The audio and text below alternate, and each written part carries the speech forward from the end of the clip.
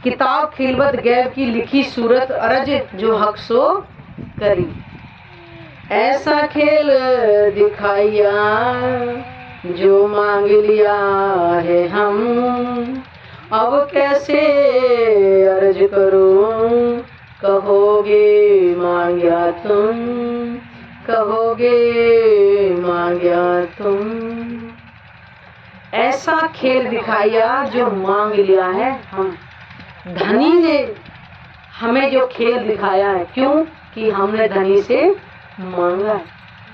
वास्तव में क्या सुंदर साजी परम धाम के अंदर देखिए, तो हम ब्रह्म आत्माओं को कुछ भी नहीं पता था, खेल क्या होता है, दुख क्या होता है, कुछ नहीं पता था। लेकिन राजी के दिल में एक इच्छा हुई कि मैं अपनी ब्रह्म आत्माओं को इनकी साहेबी, अपनी साहेबी दिखाऊं कि ये कौन है और मैं कौन हूँ। संसार में आज तक कोई जानता नहीं अक्षरातीत पूर्ण ब्रह्म परमात्मा कौन है। सबने कहा निराकार है, कोई साकार है, कोई कुछ कह रहा है, कोई बेबसी, कोई बेनिमून बोल रहा है कि वो परमात्मा कैसा है। अगर ब्रह्मात्माओं को इस संसार में नहीं लाते तो किसके लिए आते? उन्हें संसार में अपनी साहिबी संसार वालों को भी बताना था और अपने ब्रह्मात्मा को भी दिखाना था कि किस बादशाही का मालिक हूँ। सुंदर साजी ध्यान से सुनोगे तो कुछ समझ में आएगी, ऐसे नहीं आएगा। तो ऐसा खेल दिखाया जो मांग लिया है हमने, क्योंकि धनी ने ही हमें इच्छा उपजाई थी। हमें कुछ नहीं पता था इस ब्रह्मांड के बारे में क्या है। अक्षर ब्रह्म सत्ता के स्वरूप है, उनको दिखाना था, क्योंकि अक्षर ब्रह्म कभी भी रंगमहल में जा नहीं सकते हैं। वहां पे हम ब्रह्मात्मा और राज्य के अलावा कोई दूसरा नहीं है। तो अक्षर ब्रह्म हमेशा चांदनी चौक में आते हैं और वहीं से प्रणाम करके राज्य को लौट जाते हैं। उनको नहीं पता था कि इनके अलावा भी कोई रंगमहल में रहता है। लेकिन राजी ने क्या उपजाया? हम ब्रह्मात्माओं के दिल में उपजाया कि इनको दिखाना है जो अक्षर ब्रह्म जो ब्रह्मांड बनाते हैं, दुख का खेल बनाते हैं, वो कैसा होता है।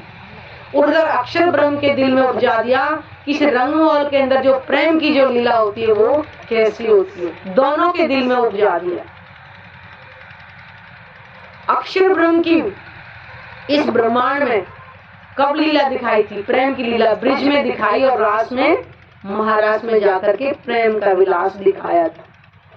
तभी तो राजी अंतर ध्यान हो गए थे जब सखियां प्रेम में मगन, उनको ये नहीं पता किसके साथ खेल रहे, और बीच में जो अंतर ध्यान हुए थे तो उन्हें पता चला, चौंक गई ना।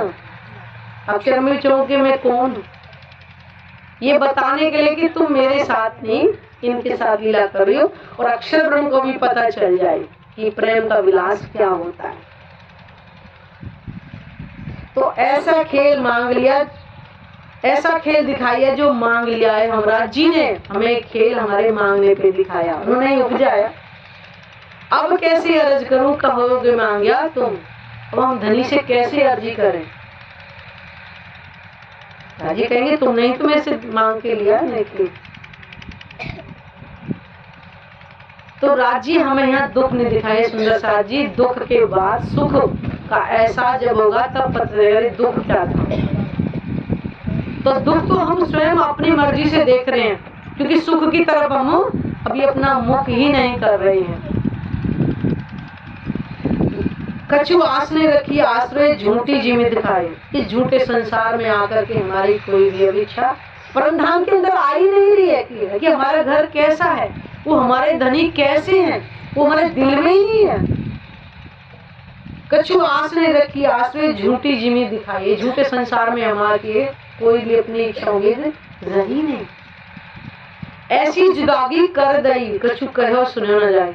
हमारे और आपके बीच में यानी राज्य और हमारे बीच में ऐसी जुदाई होगी कि अब कुछ कहने के लिए रहा ही नहीं, क्या से कहें। लेकिन सुंदर शाह जी महामती इंद्रावती जी हमारे साथ ही खेल देखने आई।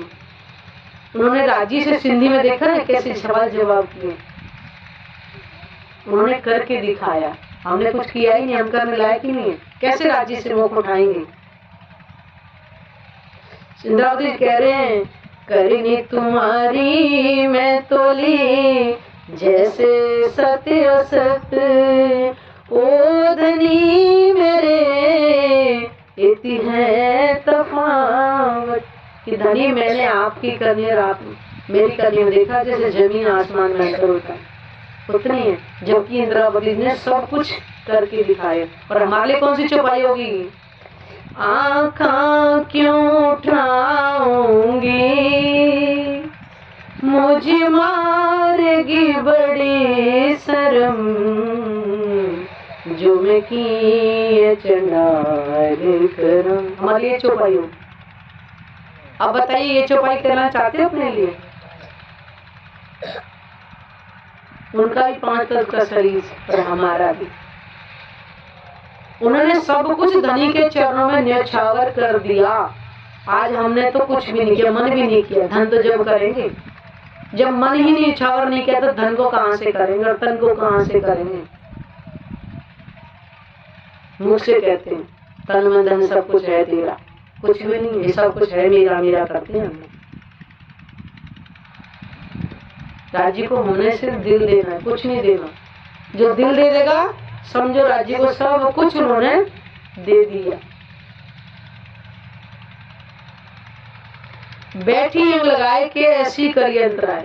हम मूल मिलावा के अंदर कैसे बैठी हैं आपस में, एक दूसरे की गलवैया डाल करके एक उंगली भी नहीं जा सकती, ऐसे बैठी है परम धाम के अंदर।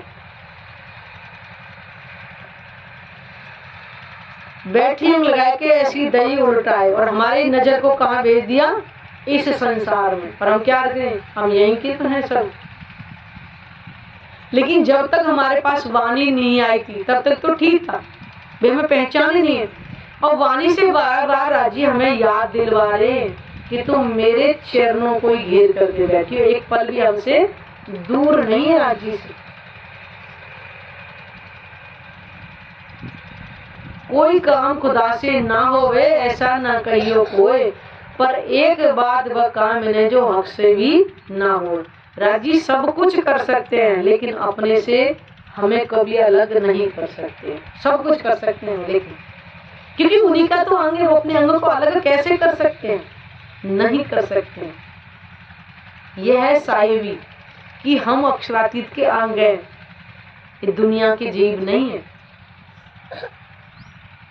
जो कान पकड़ते हैं और भक्ति करते हैं। हमारी कान पकड़ने वाली भक्ति नहीं है। हमारी कौन सी भक्ति है? प्रेम लक्षणा भक्ति, अनन्य प्रेम लगेगी कि अन्य कोई चाहत ना हो, केवल आप मिलो ना। कहाँ कभी किसी से राजी से सच्ची सच्ची बोले, राजी के आगे कोई झूठ नहीं बोल सकता। कभी आपने दिल से कहा है कि धनी आप मिलो ना, संसार का कुछ नहीं चाहिए, आप मिलो ना? कहाँ कभी राजी से नहीं कहा। कहाँ से मिलेंगे? तब का ये दिल का ही खेल है सारा। राज्य को हमने दिल अभी दिया ही नहीं। मजबूरियों की बेड़ी किसी को नहीं बांध सकती। बैठी अंग लगाए के ऐसी दे उठाए, ना कछु दिल की कहे सको ना पिया शब्द सुनाए। पता है कि मैं वहीं बैठी हूँ, खेल वहीं बैठे देख रहे हैं ना। हमारी नजर को इधर फिरा दिया और हम धनी तक कुछ कह, क्योंकि ये शब्द हमारे पहुंच नहीं सकते, मुख के शब्द नहीं पहुंच सकते, और दिल की पुकार कभी लगाई ही नहीं है जो पहुंचे हो। वहां पे दिल की पुकार ही पहुंचेगी, बाकी कुछ नहीं पहुंचेगा। हमने कभी पुकारा राजी से, कभी कहा है समर्पण करा, थोड़ा सा दुखाया तो अर्जी करनी शुरू कर देते हैं, जब ठीक ठाक हो जाता है भूल जाते हैं सब। और इंद्रावती जी क्या कह रही है? ज्यों जानो त्यों रखो, धनी तुम्हारी में, ये कहने को भी न कछु, कहा कहूँ तुमसे। इंद्रावती कह रही है कि ज्यों जानो त्यों रखो, धनी में आपसे वो कुछ नहीं कर। यह है पूर्ण समर्पण। सुंदरसा जी बड़े सौभाग्यवती हैं हम, क्योंकि राज जी ने हमारे लिए अखंड खजाना हमें महामती इंद्रावती जी के द्वारा हमारे सामने क्या कसनी करी है। कितने यहाँ से जितने सुंदर साथ बैठे के गए ढूंढने के लिए राज्य को, गया इतना तप करने के लिए, कोई चले पैदल राज्य को ढूंढने के लिए? क्या चलते हैं? कोई नहीं गया। राज्य जबरदस्ती हमारे घर में आए हैं, राज्य जबरदस्ती आए हैं। उन्होंने तो वादा कर दिया, मैं रह ना सकूं रूह बिन, रूहें रह ना सके मुझ बिन। लेकिन रूहें तो खूब खा रही है, पी रही है, कोई परवाह नहीं राज्य। केवल राज्य ही कह रहे हैं कि मैं रह ना सकूं रूह में। सोचो, धनी की मेहर को पहुंचना, जो जितनी दौड़ लगाएगा उतना ही पाएगा। करनी माफ कृपा, है ना? करनी माफ कृपा ही तो होगी। अगर करने करें तो कृपा कहां से होगी? लेकिन हम कुछ नहीं कर रहे, फिर बाद में पछताएंगे कि समय रहते रहते अगर राजी को याद कर लिया होता तो अपने घर के सुखों मगर के संसार का दुख हमें दुख नहीं लगता। लेकिन कहते जब लग भूली वतन तब लग नाही दोस्त, कोई बात नहीं। लेकिन आज से ये प्रण लेके जाओ कि मुझे अपने धनी से बातें करनी ही करनी, और घर में तो करनी है, कहीं बाहर थोड़ी जाना। थोड़ा सा समय निकालिए। बार बार आपको यही कहा जाता है कि थोड़ा सा समय देना है राज्य को। कुछ नहीं मांग रहे राज्य आपसे, एक साथ करो मुझको, मैं जी जी करूँ। कभी एक पल जी के देखो तो देखा राज्य ने वाणी में चौपाई कितनी 18,758 चौपाई में कोई भी चौपाई झूठ नहीं है। इसलिए इसको कहा है निसंशय भरित ब्रह्म ज्ञान, कोई भी संशय नहीं है। इसलिए कहा है संशय हमारे दूर हो जाएंगे तब ये वाणी हमारे अंदर आएगी कि हम परम धाम की ब्रह्म आत्मा है। ये वाणी का वांग में स्वरूप जो है ये साक्षात राज्य का वांग कोई पहचाना है। जब आप हमेशा वाणी मंथन करोगे, हमेशा राज्य से आह्वान, आओ ना मेरे महबूब, मेरे से क्या बात करना चाहते हो। आपके दिल में भी जो चल रहा होगा ना, आंख बंद करके निकालो, वही चौपाई निकलेगी। कहीं पहचाना? तब लगता है अरे राज्य इतना नजदीक है कि मैंने दिल से कहा और राज्य ने वही चौपाई निकाली जो मेरे दिल में चल रहा है। ये वाणी है, शब्द है जागृत जवावे तत्व खिन्न। ये भले ही वाणी देखने में आपको किताब लग रही होगी, लेकिन शब्द इसके जागृत है। इसलिए कहा जागृत बोधवा ज्ञान आएगा। कबीर जी ने अपनी बातें इतने, एक बाबा रामदेव ने कहा है कि 4 वेद ब्रह्मा को थमाए और 5वां वेद रहे छुपाए। कि 5वां वेद कौन है, किसके लिए आएगा? 4 वेद तो युग युगों से आ चुके थे, और 5वां वेद क्या है?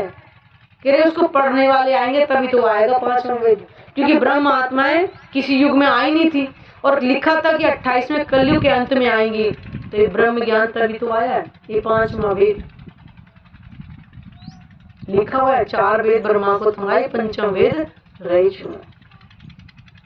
और कबीर जी ने अपनी वाणी हुआ है, कोटि नाम संसार में तिनथे मुक्ति न होए, और मूल नाम जो गुप्त है तेरे बूझा बिरला को। इसको कोई बिरला बिरला ही पूछेगा, कौन पूछ रहा है यहाँ बताओ जाके,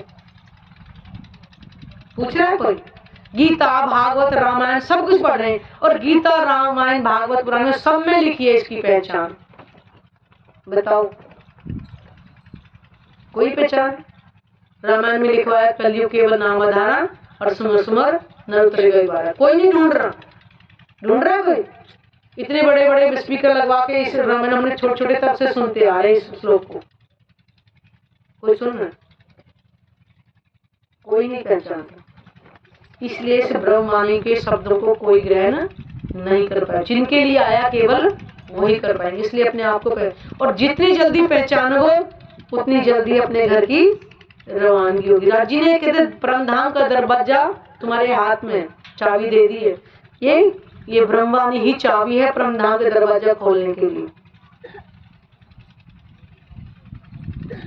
एक बात और सुंदर साथ जी, मनुष्य तन रहते रहते अगर इस वाणी को हमने आत्मसात कर लिया तो हमारे जीव को अखंड मोक्ष इसी तन में ही मिल जाएगा जो हमें मिला हुआ है। ज्ञान यही मिलेगा, अब ना मिले तो महाप्रलय तक लास्ट में विष्णु भगवान को तारतम्य मिलेगा। और एक ही पल में सारे संसार को मिल जाएगा। अंतर क्या होगा? आज अगर इसको ग्रहण करोगे तो आज तुम प्रेम में मगन हो जाओगे, तुम्हें पता भी नहीं चलेगा संसार कब छूट गया हमसे। लेकिन 7वें दिन जब राज्य न्यायाधीश उनके बैठेंगे, सब जीवों को निर्मल, क्योंकि उनका निर्मल जीव कैसे हो जाएगा? रोज राज्य से वाणी करके चितवनी करके जीव निर्मल हो जाएगा। और जिनका जीव निर्मल नहीं होगा वो पश्चाताप की अग्नि में जलेंगे। और वो अग्नि इतनी भयंकर होगी, जब उसमें समाप्ति पढ़ते हैं ना, उनका अर्थ पढ़ोगे कि क्या क्या होगा। ज्ञान यही मिलेगा 14 लोक के जीवों के लिए, यही ज्ञान है। लास्ट में विष्णु भगवान, सबके अंदर विष्णु भगवान का अंश। जैसे पेड़ होता है ना, पेड़ की जड़ में पानी दे दो, पत्तों पर हरियाली अपने आप आ जाती है। ऐसे ही सबके अंदर विष्णु भगवान का अंश है। जब विष्णु भगवान को तारतम्य मिलेगा तो 14 लोक के जीवों को तारतम्य मिल जाएगा। लेकिन उस तरह से हम पश्चाताप की अग्नि में जलेंगे, कोई सुख नहीं मिलेगा, जीव अखंड हो जाएगा। और जैसी करनी करियोग जीव ने, उसके अनुसार उसको बहिष्ठ मिल जाएगी। लेकिन अब अगर करेंगे तो हमें परम धाम के सुख मिलेंगे। यहीं बैठे बैठे परमात्मा का हमें दर्शन इसी तन के अंदर होगा। ये वाणी वहां की है जो दुनिया निराकार के इतनी थकती है परमात्मा को। यहीं बैठे बैठे परमात्मा का दर्शन होगा। यह है वो पंचम वेद, जिसको स्वयं वेद भी कहा गया है। पंचम की वाणी कहते हैं, तारतम वाणी भी बोलते हैं, श्रीमुख वाणी भी बोलते हैं।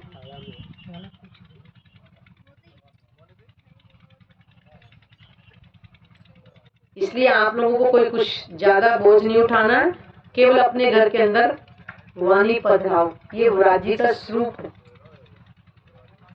समझे? ये राज्य का वांग में स्वरूप है। अपने घर के अंदर जब पधराओगे ना तो माया भी ज्यादा ताकत लगाएगी, लेकिन ब्रह्म सृष्टि होगी ना तो वो अपनी ताकत लगाएगी, माया की सारी उसको हरा देगी शक्ति को। तब कहेंगे अपने आप को पहचान।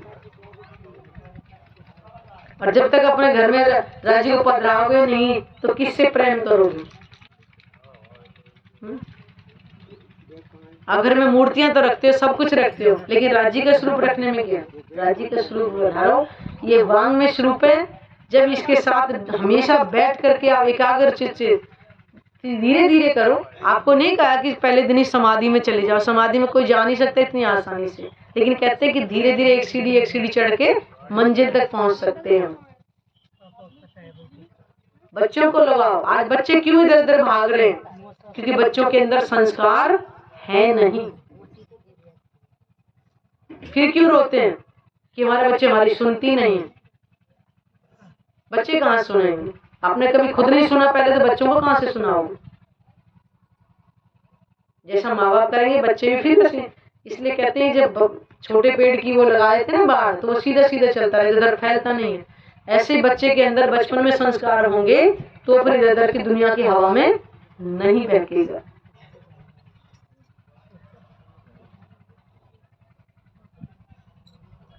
इसलिए अगर अपना आत्म कल्याण चाहते हो तो वाणी के शब्दों को आत्मसात करना ही पड़ेगा। इसके अलावा कोई और उपाय नहीं।